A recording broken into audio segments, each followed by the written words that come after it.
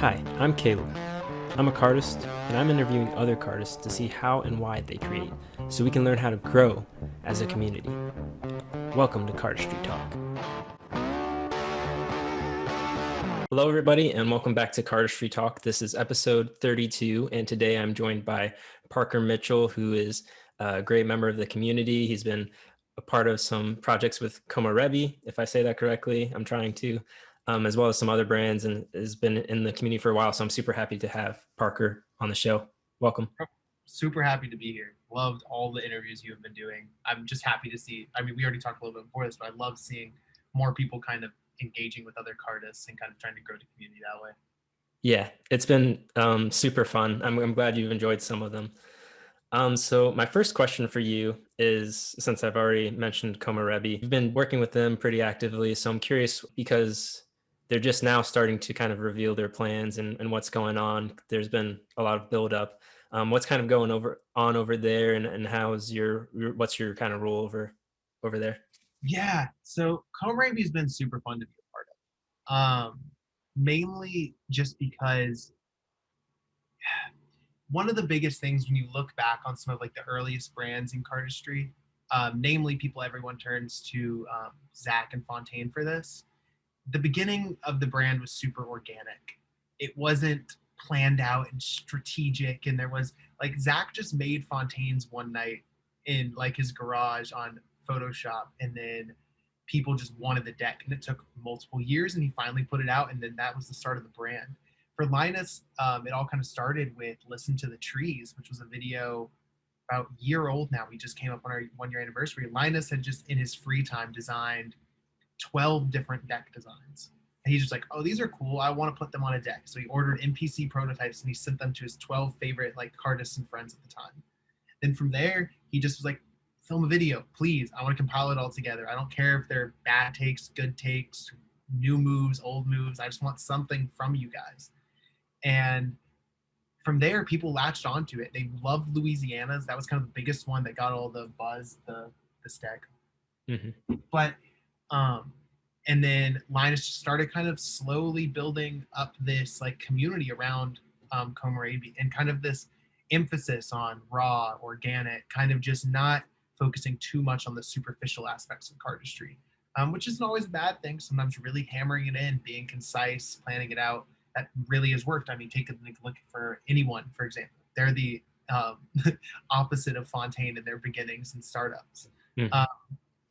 So it's just been about 3 years in the making now of just Linus slowly getting people being like, I want that deck, I want that deck. And here we are, like decks ordered, bought, multiple of us kind of invested into it money-wise and just time-wise and energy-wise to get these decks out to you, which will be April 18th, finally, after multiple delays from USPCC and everything like that. But the journey's been so much fun because it's the inner circle of Komorebi is just a group of friends slowly. Like as I was telling you before earlier, I kind of got engaged into it because I remember being involved and listening to the trees and all that, and then going to Portland and all that kind of jumbled together. It's hard for me even to really remember what happened first and what happened second. But I remember showing up at the airport and being like, oh, Linus, you're Linus, and just talking with him. And he just like handed me a prototype of Louisiana's. He's like, I wanted you to have these. And I was like, oh, dude. And then for the rest of the con, I just walked around shuffling them. I remember Leo coming up to me, being like, what are those? I even have a clip on my phone or on my DSLR of Leo, like outside of this pizza place that everyone was going to at Portland CardistryCon, playing with the cards in this red light, and it looks so sick. But it's just naturally the deck has always been simple and kind of drawn people in, and that's kind of what Komorebi is. Right now it's simple. We just want to draw people in and then really just have fun with it. Dropping secret decks along with other decks, collabing with other artists, really making it more of an engaging brand that really we want to work with musicians, other artists, physical and digital. We want to work with musicians. We want to do all of these different collaborations just because we want people to think of cardistry as an art or just a cool thing rather than it's just own little group. We want to see it grow, and hopefully we're able to do that. My role in all of it, it's kind of, as I said, we're like a group of friends. So deep down, I kind of came on board because I was helping a lot with strategizing for the future, like helping plan out when we were going to drop this, when we should do this, how we should approach it, how should we tell people, um, coming up with ideas for videos or future projects, or kind of doing all that. And it's kind of been fun because, I mean, we all think of Linus as like the head, which he is, even though he's a kid who just is like 18, 19 years old, which blows my mind every time I talk to him. Um, but we all just kind of shoot ideas around and build on each other's ideas. And whenever we can, we hop on Zoom calls. We have like a little inner circle of people. And then on top of that, then we have a massive chat of like 20 something people, of all people that we've worked with or we want to work with, or that we're in Listen to the Trees, or people like that. And we want to build that chat and more chats like that of people where they're sending ideas back and forth. We're sharing an idea for a deck design and they're like, oh, I love that, but change this. And we want people in the community to feel like they're a part of Komorebi, not just we're making things for them. And so hopefully with more projects in the future, we'll be able to show that off better. Yeah, I mean, that's really awesome. I love how organic it seems you want it to be, and how much you want to draw interacting with people even outside of cardistry. I know for a lot of cardists, including myself, we're kind of narrow-minded, just straight on exclusively cardistry, maybe music to another extent, but like it's an addiction at some points for some of us. Yeah, yeah, it's its own little community of people who just love collecting and creating and doing things like that. But we've all kind of opened our eyes, and I think many other artists have, to see that like we are so similar to these other groups, and there's cool stuff we can create by engaging with those people. I mean, we even look back at Cardistry High, and you see Zach and Noel interacting with Hawk, the dancer, and learning all about like isolations. And we all remember seeing that. And I'm like, oh, wow. So there's stuff we can learn from these people. Or CardistryCon 2017, when I was there, C-Tut came and was teaching like a whole finger tutting thing. And that was so Mhm. cool. Or they brought Kendama out. Want to do more things like that with the brand. Would be fun. Yeah, I mean it's awesome, the concept.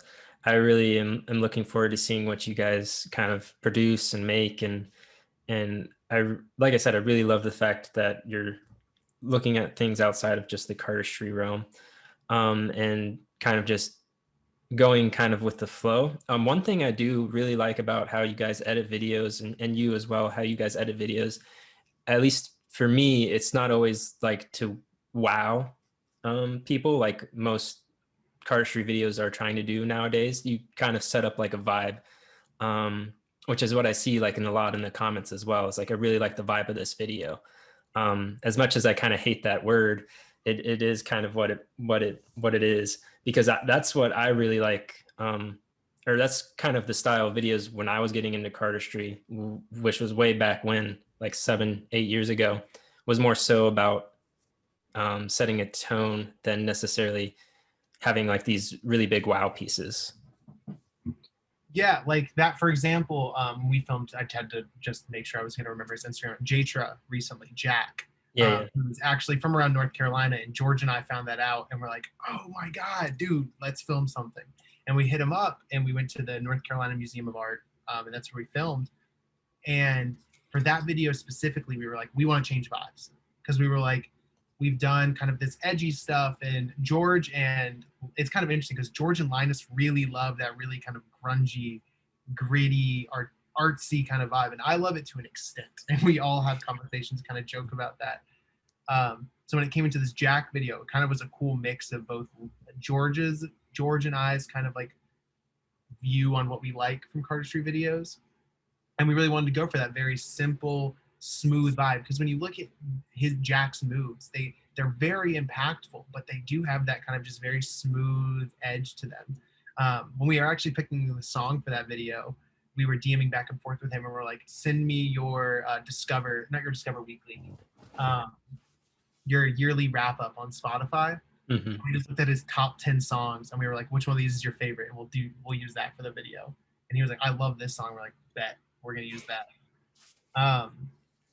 And then, but something, for example, we want to do is really make people feel like they're there. Because as you were saying, like, as someone who's been around the community forever, and that old vibe of feeling like you're there, or at the jam or doing things Hmm. like that sometimes is missing from videos nowadays. It kind of feels like a lot of people want to go for high impact videos and then at the very end have like a goofy clip with no music of them just like messing around, and that's supposed to make you feel like you're there, which can be cool and impactful and it works great in settings like CardistryCon. um, but like we've made an emphasis to film a lot of behind the scenes, and like whenever we have a solo video, we want to accompany it with the behind the scenes video. Like with Jatra's video, George had this super old Sony camera that had like broken color contrast, and that's what we were using for that behind the scenes video. If you watch that, and having that, we feel really just helps people feel immersed or like they're there, and seeing how some of the shots were taken and seeing that it really was just three guys who were like, let's go walk around this park and film you and go from there. Hmm. That's a really cool concept behind the scenes as well. I mean, the only other brand I can think of that's kind of done that is the Verts. Um, but I think it's very important to see, like, for people to see how something is made so they can realize that they can create it potentially too.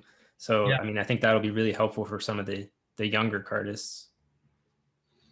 I would hope so. Because it's kind of weird because I'm 21, and Yeah. whenever and it's so weird when I think of like, oh yeah, cardistry is so like youth focused that I'm not reaching the old level in cardistry, but I mean I was around since I remember when Red Fontaines dropped and the original Verts dropped, and in my little carousel over there I actually have like an original Verts like wrap that I bought like the day they dropped, and like I remember seeing Zach on Expose. I remember when Dealer's Grip dropped, and all those big like revelations and big things that happened in the community.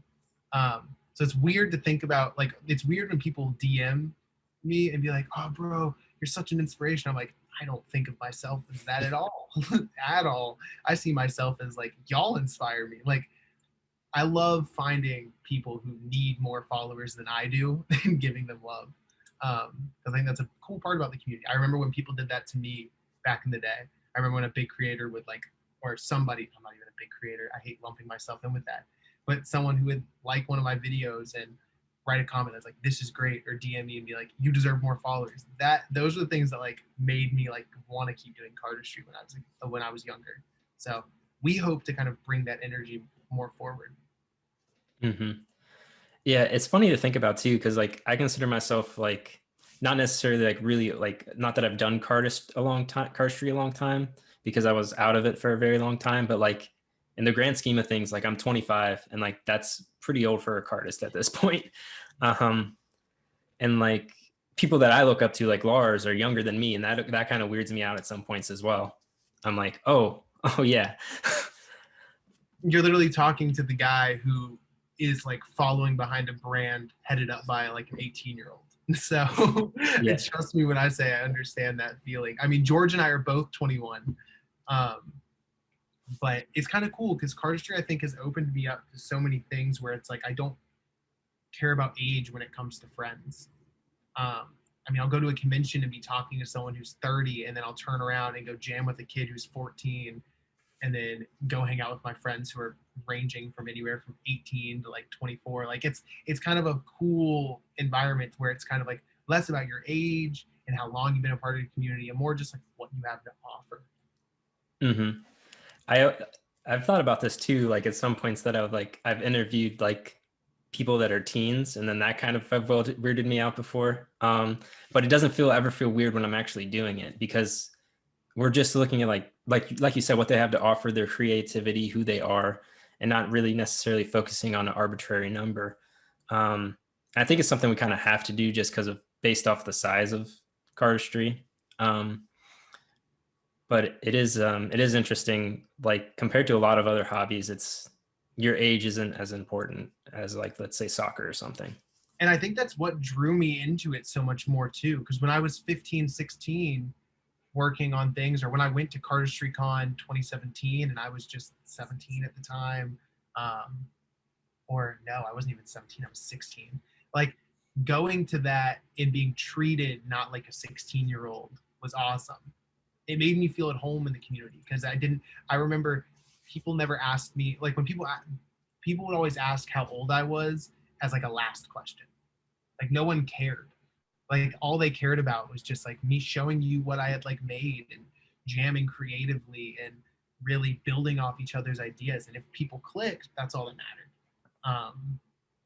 Which was a cool feeling. I remember loving that feeling a lot when I was back then. So yeah, I definitely get it. Yeah, I mean, that's cool. It's something I haven't like been able to experience a ton because of COVID. So I haven't really been able to like meet people in person. But I definitely can get a sense of that just through Zoom and Discord and stuff like that. That's fair. Um, so yeah. Yeah, so thank you for your work over there, and I hope to see you guys grow and continue to expand your ideas and everything over there. I hope so too, man. Hope coming soon. I mean, April 18th. That's what we're pumped about. We've been working up to that date for these cards to come out. And regardless of the drop does well, we're kind of here. We all believe it will, but we're just happy to have the physical cards in our hands. It's worth all the money we spent on getting those cards and the followers we know who are excited for the product. That's enough for us to have made this deck. Mhm. That's great. So a question I always ask everybody on the show is the creative process because it's always different for everybody. It's always an interesting topic for me, at least. So if you sit down to create a move, or if you even do try to sit down and create a move, what's kind of the process whenever you kind of create something? So there are the occasional time that I will envision a move and be like, okay, how can I mechanically get this to work? And I know creators who work like that, and good to you. I know Noel Heath is like that. Noel will imagine something and then he'll just sit there and figure it out. And that blows my mind. I can do that very rarely. Usually that happens with my moment moves. When it comes to my packet cuts and a majority of the things I create, most of it comes out of trial and error, which I've talked with some people about, but I've stuck through this a lot. I will sit down and I love to just try every possible idea I can with the move. And it almost hinders me to a point. And some of my friends in the community will make fun of me for it because I will make a move and I will sit down and I will have this cool opener and this cool mechanic and I won't really know how it's going to close yet. And I get there and then I fake close. I'm like, it's not done, but let me show y'all. I send it to them. They're like, oh, this is sick. Just do this for the closer. That'll be all. And then 2 weeks later, I'm like, all right, I scrapped it. New move. Check this out. And they're like, but what you had was good. And I'm like, no. This is better. This is better. And I have always stuck by my ideas and I've never given up on them. There, of course, are a couple in my life that I'm pretty sure I've just forgotten about. But I am a firm believer in that most any idea I have can be polished enough to be good. Will it look completely different by the time it's done? Yes, but that whole creation process is important because even if I started with this opener and that opener isn't even a part of the finalized move, that opener helped me get there. And so it's kind of been interesting when I've listened to people like Patrick Barnabas talk for a reason, who are like, when they're like, they get stuck at a point, scrap, done, move on to the next idea. Whenever I come to a point where I'm stuck on a move, I throw it into the back of my brain. And recently, I've actually started a couple moves that I've finished recently come from moves I scrapped 3 years ago. Mm-hmm. I remember I had, like, I won't even go much into it, but this opener here, I was playing with forever ago. Like, I remember, like, being in LA and sitting there and being like, oh, I kind of want to, and I was like trying to swing this card around with like a single card and do all these things. And I was like, it's not working. Threw it in the back of my mind. And then recently, about 2 months ago, I picked it back up, whole new direction with it, and I have like an almost finished move with it. And I think it's in the Biz book that he made recently when he reached out about philosophy, and mine was about my creative process and creating a cut.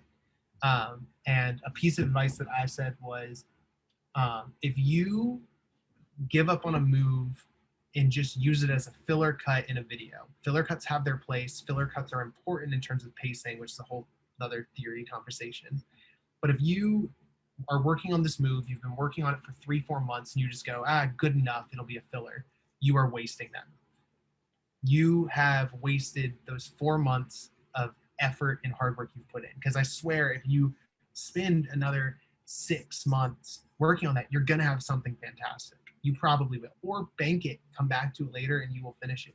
But I hate when my friends are like, it's not good enough, but it'll be fine. I hate when someone says it'll be fine about one of their moves because I'm like, you should only stop when you're happy. And is that a hindrance to my creative process? Does that benefit me? I'm still figuring it out. I don't think anyone really knows if their creative process works best. Hmm. Um, but for me, I really enjoy the philosophy of just never giving up on one of my moves. And even if it takes 3, 4 years to make, and I think it's a great move, then that's awesome for me. That also makes it fun for me because it's kind of like if you had a painting that you worked on and you didn't like the direction it was going, so you threw the canvas in your closet, and then in a couple years you pulled it out and were like, oh wait, those lines kind of look like a face, and then you reworked it. That's kind of what I try to do. Um, I also weirdly don't like to document my ideas, Hmm. as that is. Um, I will do it occasionally. Like if I have a really, really cool idea, I'm like, oh, I can't forget this in the morning because it's like 4 a.m. and I'm going on like sleep deprivation. Um, I'll like quickly get a clip of it. But for the most part, I've never used the Cardistry Touch app or a folder on my phone of stored ideas because I've always enjoyed just doing something. And then if I forget how to do it, remembering how to do it. And I honestly feel like I find so many new things that way. New directions for cuts. If I have an opener and then I push that opener off to the side for a couple months and I go back to it, and I'm like, oh wait, how did I get there? And I'm doing it. Usually in that process of rethinking through it, it's kind of just like viewing it from a whole new angle. Um, so I've never put much emphasis on, oh, let me remember this so I can come back to it in a couple months. I kind of just try to forget about it. And instinctually, when I pick up the cards and I'm not thinking, I do it. And then I look down and I'm in a position and I'm like, oh, this is new. How the hell did I get here? Um, and I just love to explore every option. Like I have a move recently that is some of my friends' favorites of mine that I've made in a long time. And they're like, the closer's good. And I'm like, but I found something else I can do. I'm like, stop. They're like, it's good. Stop. And I'm like, but I just found out this packet can go this way, which I've never explored. And so it's weird. I'm rarely satisfied fully with my move. I always am tweaking it and changing it.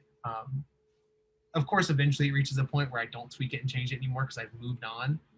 But I think I could infinitely sit there and change my moves and tweak them and figure out new subtleties or flow additions or a single card flirt or whatever. Um, but that's kind of the fun part of cardistry to me. I love how organic it feels. It always feels like the cuts can go anywhere, um, which I know artists will talk about when they're painting. Like people who really love to paint will talk about that feeling of just starting with no idea of what they're going to paint. That's kind of what cardistry feels like to me. And I've talked to a couple people who feel that way, but I also love that everyone sees it differently. Some people see it like a puzzle that they want to work out. Some people see, oh, I want to get to this display. How do I do it? And they enjoy that figuring it out.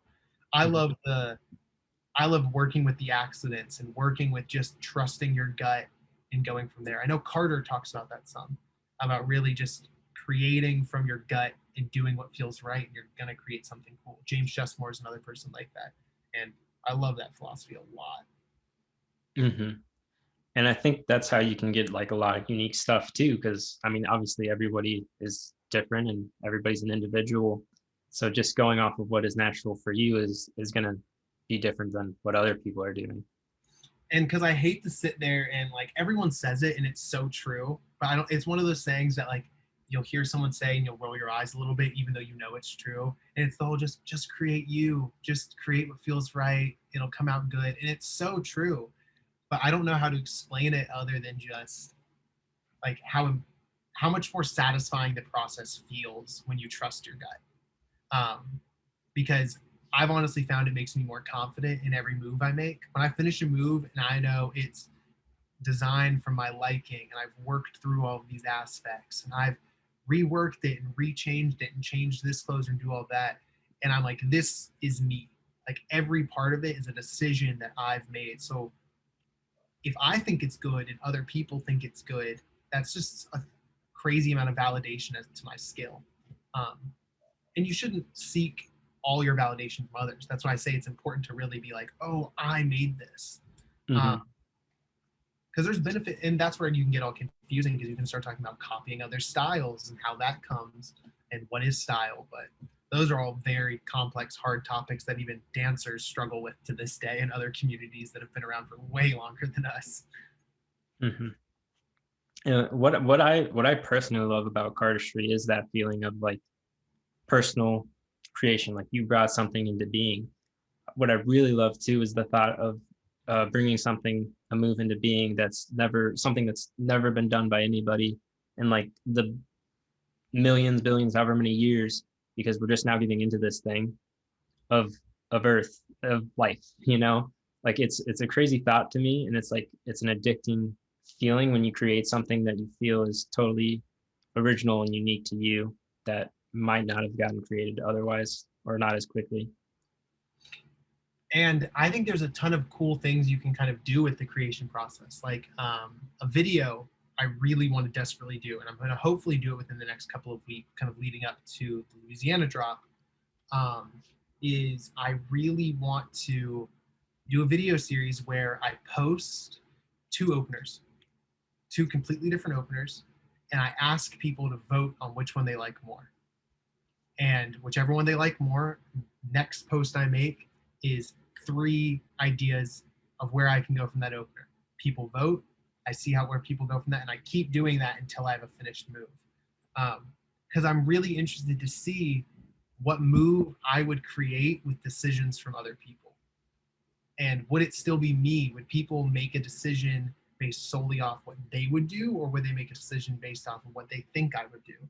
Um, and I'm interested to see how that experiment goes and if the move's good or not. Mm-hmm. Because I want to know if there's such a thing as too many chefs in the kitchen when it comes to making a cardistry move. Um, it'll just be a cool experience. That's just one idea of like something I've wanted to do recently that kind of fit in with what we were talking about.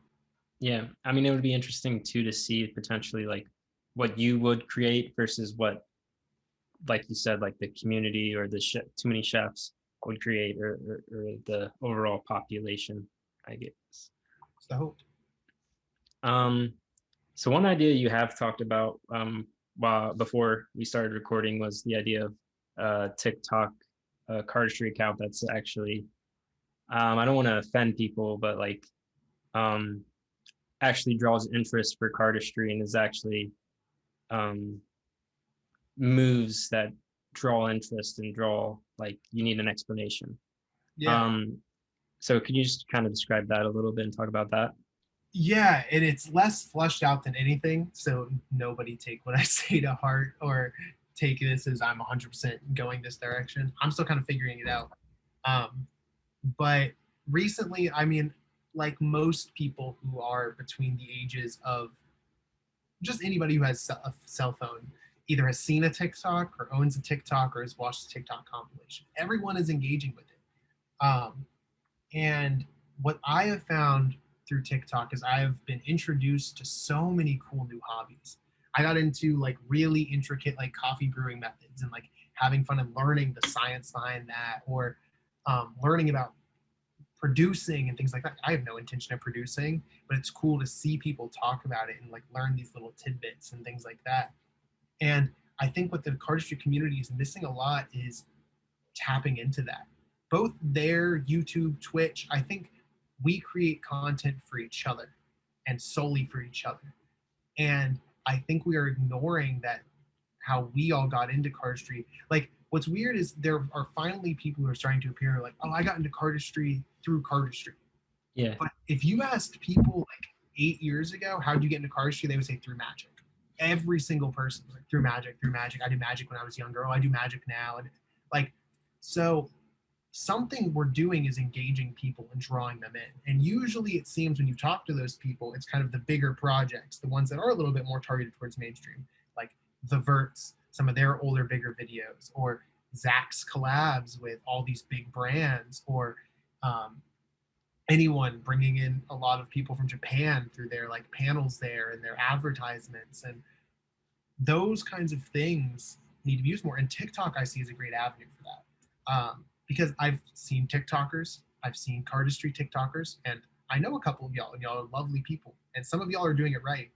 But a majority of the people are not there to show people cardistry and engage with them. They're just trying to show off.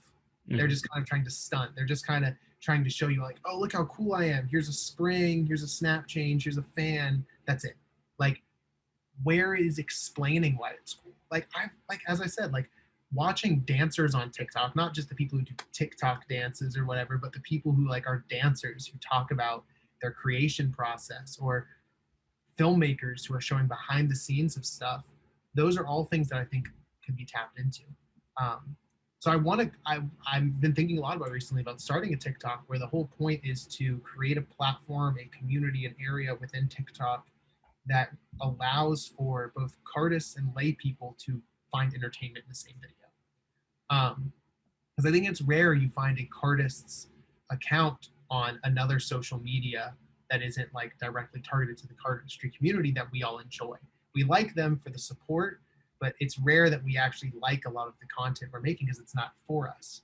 But what if there were conversations that were showing people how cardists create moves, or showing lay people, oh, this is cardistry. Like there's packet cuts, there's aerials, there's this. Here are the complexities. Informing people on the history, educating them on who Dan and Dave were, like XCM, going into how it grew, who were the brands, what are the brands doing, why are the brands cool, um, why we make the decisions we do, how do you pair cardistry with music, why do we pair cardistry with music, why does the way we shoot cardistry matter. Those are all things I think that if you sit down and explain to people, it'll still be niche. It's not going to appeal to everybody on TikTok, but I think there are the select few people who would be interested in that. I mean, I like filmmakers because I like cardistry. Like I like following people who make short films on TikTok because I love watching people like Sib who are creating short films around cardistry. Because like you could take one of like Sib's mini short films based around cardistry, go to a film festival and show that, and you would get some people being like, "Whoa, what's that? What's cardistry? That's cool." Um, but I think we don't take advantage of that. I don't think we take advantage of how we can make cardistry appealing to the masses and cardists alike. We focus too much on how do we appeal to lay people, how do we appeal to cardists. And I think TikTok is a platform that could allow for that middle ground to be explored and sorted through. And TikTok's not forever, and it could crash and fail, and I could look like a complete cheesy dumbass. Um, but I know some people who have reached out to me who've been like, go for it. This could be sick. Zach Mueller's one of them, who I remember I put out a story post and he slid up and was like, do it, dude. Like, we need people like that. Like, it is unfortunate we don't have people trying to go for that middle ground. And if you want to do it, please do it. I don't want to be the only person doing it. I don't care about being the guy. I just care about creating that middle ground. Mhm. Yeah, and when you're talking about, like, how important it is to kind of know the background of cardistry and what makes things impressive, I've talked about this on the show before, I'm not sure what episode, but you need to kind of have an understanding of the rules of cardistry, or kind of, an understanding of what makes something difficult, what makes something impressive to appreciate it. It's just like any other sport or video game or anything. You need to know the rules of the game to fully enjoy it and to fully get the most out of it and to perform the best. And I think that's something that isn't explored a ton. I think it's Um, a great way to put it. Like, for example, if you took a sports reel of basketball to someone who never knew how to play basketball, and you showed them every time someone dunked it or shot a half court shot, you'd be like, oh, that's cool. But if you showed them like an intricate like play, they might be like, okay, that's cool, but I want to see them dunk the ball. I want to see them throw it from half court at the last second and make the basket. So I like that analogy. That was a cool way to put it. mhm. So yeah, I mean, I hope you pursue it. I hope someone else pursues it. I'm a big advocate, obviously, of spreading cardistry to other forms, other streams of media. That's why I've started this whole interview slash podcast series, is because I feel like it's something that people dip their toes in and really aren't consistent with, and I'm trying to be consistent with it. I think Um, things like this, or I think you like your examples of people who I think are doing a good job of possibly engaging other people. even Sib, as I said, who's doing short films and engaging filmmakers in that way. You have Lotus in the Hand and Zach, who have tutorial pages, or Zach, who's going out and doing big brand things, and that's bringing in all these very hype beast collectors into the cardistry community, which a lot of us have mixed feelings about. But like Mhm. at the end of the day, you can't deny that's bringing in a whole new wave of people who are interested in cards now for some reason. Um, so yeah, I think there's tons of people doing well. I think that is important to preface. I don't think nobody is doing nothing. Because like as I said, for you for example are doing a fantastic job of encouraging conversations. So I think there's just more room to go. There always will be more room to go further and do more and do better. Mhm. Yeah, and I think it's important, and I think we're starting to get to the point where people are experimenting with stuff, which is exciting. And I look Yeah, forward to seeing people experiment with as much cardistry related content as possible. for sure, dude. The experimenting is what's so fun, stylistically, video wise. And I think me and my friends have all talked about this. We all have been like feeling that there's gonna be some big explosion in terms of like style change soon. Um, for the longest time, we've reached this kind of right now we're in this video picture in picture style, and we've Yeah, been there for a while, and I love it. I love how stylistically cardistry that is. Like I love when I watch other like skate videos and things. You kind of see little things like that, but that is like cardistry's shtick right now. It's picture in picture and video, overlapping video, and like a cohesive story. They love that. Um, but we're getting to a point where people are realizing, okay, what's the next way we can present cardistry?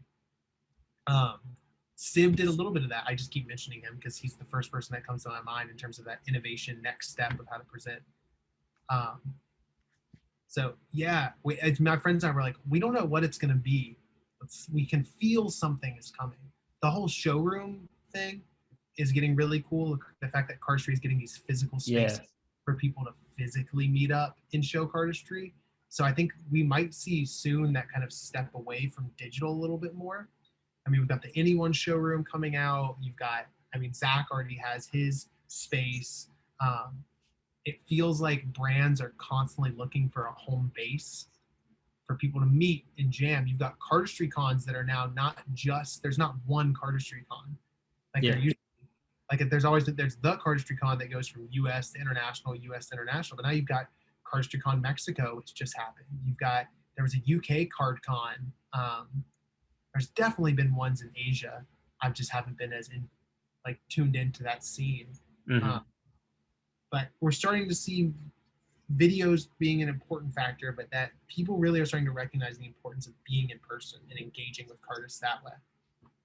Yeah, I've talked about this a good bit, but like this is something I really like. I think it's very important to kind of have like a group of people that you can meet with in person, to kind of flourish a hobby and kind of flourish enjoyment of it. Um, I always relate stuff back to soccer because that's the thing I've done the most outside of cardistry. But like if I want to play soccer, I can meet up with random people and do a pickup game. You can't really do that with cardistry so much. I think it'd be very helpful for the community if there is that kind of option. I think we're seeing that, like you said, with these showrooms. I know Carvolution just opened one as well over in Singapore. Um, I think it's going to be really cool to see those things kind of grow and expand. I guess in terms of things like lastly I want to touch on, one, don't be afraid to try and do the next thing in cardistry. I think a lot of people right now are afraid of being of like they want to just they're afraid of just taking that jump and trying something new. As I said with the TikTok, that's less of me wanting to do TikTok and more of me just being like, what's something else that can be done to improve this community? I think a lot of us don't understand the importance that we have as being a part of this community when it's so young. Like we forget cardistry is still only like 3 decades old, and that's even stretching it some. Like this community cardistry wasn't even a term until the 2000s. So I mean, it's our role as people of this community, as people who have access to a whole more and more networks of people. It's kind of our responsibility to reach out there and try to stretch this. And it's kind of weird because I think I speaking as someone from this, we don't feel like we have that power or that oversight. Like we feel like, oh, that's the big guys' jobs. That's the anyone's and the dealers grips and the art of play people and Dan and Dave and Cardamundi. It's their job. I don't want to worry about it. Let them figure out how to grow. Um, but the point I'm trying to make with things like Komorebi or the fact that like Frontier, I didn't talk much about. Great friends of mine, for like met them through the Yerba Gang, which is literally just a group of friends of ours. Um, that started that brand with the same intentions as Komorebi. They just were smaller, but we don't care. We want to do something. We have ideas ourselves that we think can impact the community for the greater good, creatively, or just in a fun way or like a fun way. Not everything has to be about one, making money, or two, being the top person. It can just be about how do you leave an impact. I always go back to it. And if you're in the cardistry community and haven't seen it yet, I don't know what you're doing, go watch it. But it's the old Patrick Varnavis Touch video, where it's just 4 minutes of him just sharing his like ideas on cardistry. Anytime I've had to write a term paper or something for school, and I've always tied it into cardistry in some way, shape, or form, I always go back to that for quotes because it's all about like leaving a creator behind. But like you can aim to be the biggest, but you don't have to. Just how can you impact people? How can you grow this community? How can you yourself shine a new light onto something and make others feel like they want to do the same? Um, because if for some reason I wasn't able to do cardistry in 10 years, but I know I worked on some projects, I got some shit done, I inspired some people, and I made new friends out of it, like that's enough for me. But I think too many people get obsessed with the I gotta collect, I gotta be in a Fontaine video one day. I gotta just do you, dude. Like get out there, do your thing, and have fun with it. Because if you aren't having fun with it, you're not engaging with the community properly. Hmm. I mean, I agree with everything you just said right there. I mean, I think that's exactly kind of my viewpoint. Kind of why I started this too. Like, nobody, I would still say nobody probably knows who I am still, but like, even before I started this, like, now I get to talk with some of the biggest names in the community, and Yeah, it's been really great.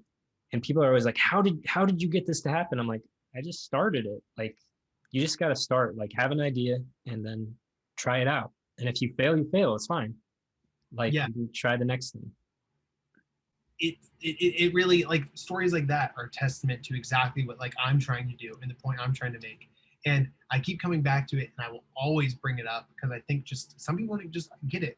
The whole Fontaine origin story, the you could arguably say the biggest and most impactful card brand we have nowadays that has shaped so many of us. Started off with Zach creating something for his magic videos that he just wanted to have his own deck of cards, and people pestered him about it for 3 years. He made one, he color changed it, he color changed it, he color changed it, got more money, made it a full-time job. Like he didn't start that being extremely well known.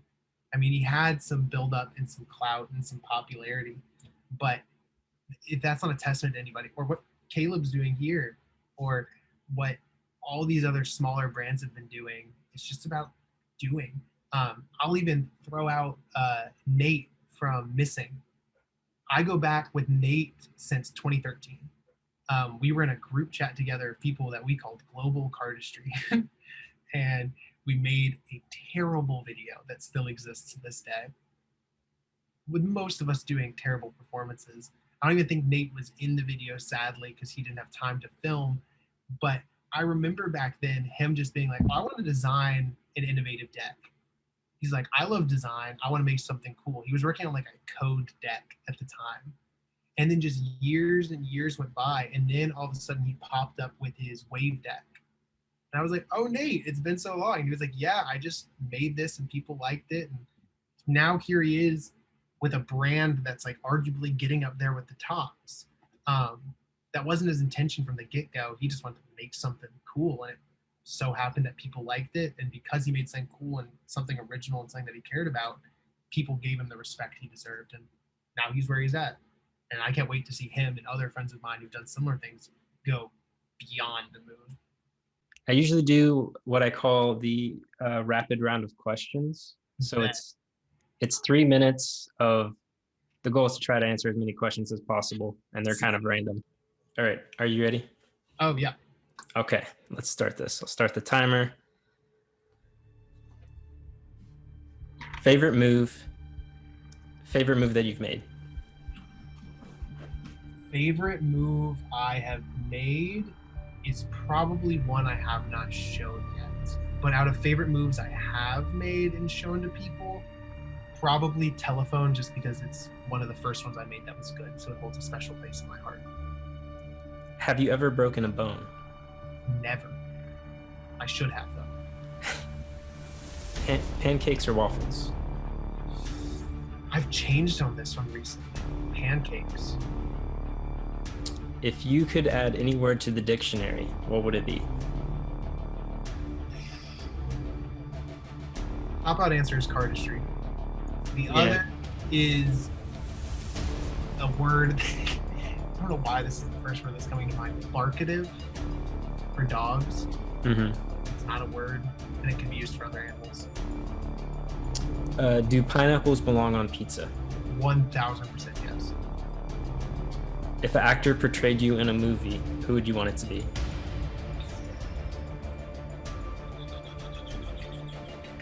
Tom Cruise. Why not? There you go. Cats or dogs? Dogs. Favorite restaurant? Favorite restaurant is a place in Greensboro, North Carolina called Sage, or Dame's Chicken and Waffles, which contradicts my pancake question. Oh well. Yeah. Do you have a favorite band or musician? Yes. Right now, it's the band Early Eyes. Coke or Pepsi? Coke. There you go. I like Coke a lot. Describe your absolute perfect day. Absolute perfect day. Somehow, I wake up at 7 a.m. and I feel like I've slept for 16 hours, which will never happen. But then coffee, going out to a restaurant for food, hanging out with friends, jamming with cardists, hanging out with my significant other, going out for a fancy dinner in downtown, walking around downtown, going to a movie, coming home, having a couple drinks, going to sleep. There you go. Posh. Android or iPhone? iPhone. If you could have any superpower, what would you want? Okay. I've debated this too much for a normal person. I'm stuck between telekinesis and super speed. What is your favorite TV show at the moment? It just ended, but me and my friends have been watching Jujutsu Kaisen, the anime, and have been loving that. Parker, thank you for being on the show. I really appreciate you taking your time. At the end of the show, I like to do what I call roll out the close-up pad. So that's just my way of saying, is there anything you would like to promote or any last nugget you would like to leave the audience with? April 18th, Komorebi. Go buy Louisiana's. We're not saying how many we produced. We think hopefully that'll allow for less of people to feel the absolute need to buy it or for price gouging to happen or anything like that. Just know there are cards. They're being sold. High quality. Everything about them is fantastic. Promote a great cause. There's also some secrets that come along with that if you paid attention to the account, you may have noticed. Links floating around, little things like that. So stay on the lookout for that. Other than that, Frontier, another group I'm a part of. Haven't been as involved with them. Mike and Sawyer and Jackson have kind of really been the heads of that, but there's some crazy good stuff that's been going on with that. Super talented designers and editors. Mike just did all of the sketches for Biz's book, and he's the one who designed the cards for Franco on his Secret Magic account. So great things coming from there. Very early stages, not much to say, but I can say April 18th for Komorebi. All right. Thank you, everybody, for watching. I hope everybody gained a little bit of knowledge, had some fun. We will see you guys later. Thank you so much, man.